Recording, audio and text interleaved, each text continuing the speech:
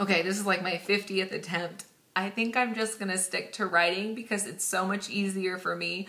All of my kids wanted to be in this video, which it's nice and silent now because I had to give them to my next door neighbor for a few minutes so I could get this done. I did say a lot of children. I only have 2 though, but they're 2 and 4, and they were all about sitting on my lap. So I will quickly do this so that I can get back to my crazy kids. All right, so looking at the learning objectives and the open source movement. Learning objectives, according to Wiley, is basically just a digital resource that enhances learning. Open resource, according to him on page 346, is a learning objective that can be freely used, reused, adapted, and shared.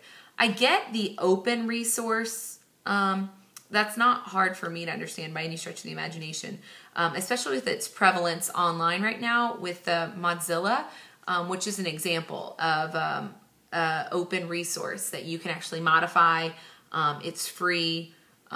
There's plugins for it that you can download that people have made and share. One of those is Zotero. If you're not familiar with that, I would. It's a plugin for Mozilla that would allow you, it allows you to store bibliographical information. So for my dissertation, I've already started storing articles, and I can actually put them into APA. I can make notes. I can store them on the server so that's not taking up any space on my computer. And I'm actually able to go back to the article on the day that I found it. So even if the article gets modified, I can quote from that day, and then it also does date and time stamps for your APA, which is fantastic. I had a research paper that was due last semester, and it saved me so much time just being able to use that service on the Mozilla. And I could be saying that incorrectly. I'm okay with that. So anyways, I get that source. The learning objectives is a little bit harder for my brain to wrap around. I guess maybe because there really isn't much of a definition that people really agree on. So I kind of felt like Wiley was all over the place. However, I kind of get the impression that the free resource or the open source movement came from the learning objectives. I kind of got that impression on page 351. Critics of the learning objectives anticipated the emergence of actually selling these learning objectives for like pennies. But anyways, I thought maybe that kind of stemmed thoughts in the movement of the open sources, kind of called them to action into creating something that would be beneficial for the learning environment on a whole. So I think, how does this kind of tie into the future of education?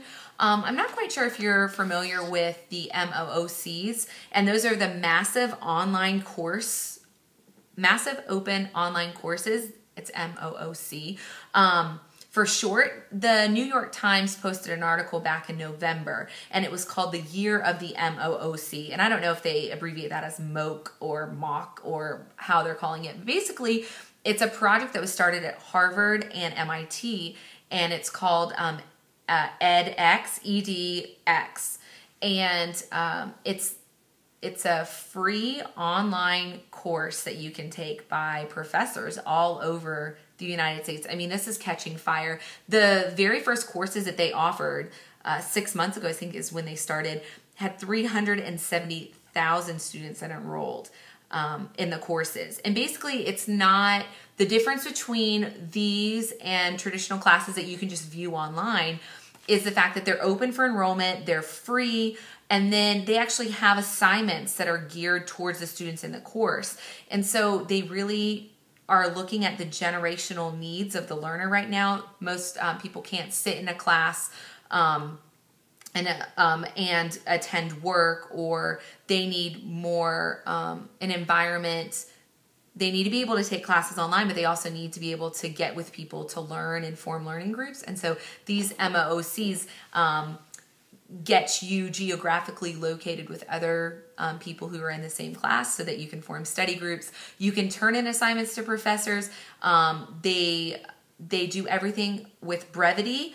in their lecture is still their medium for getting information across, but everything I think is 12 to 17 minutes is what the article was saying. And then they give short quizzes to make sure that you're understanding this information.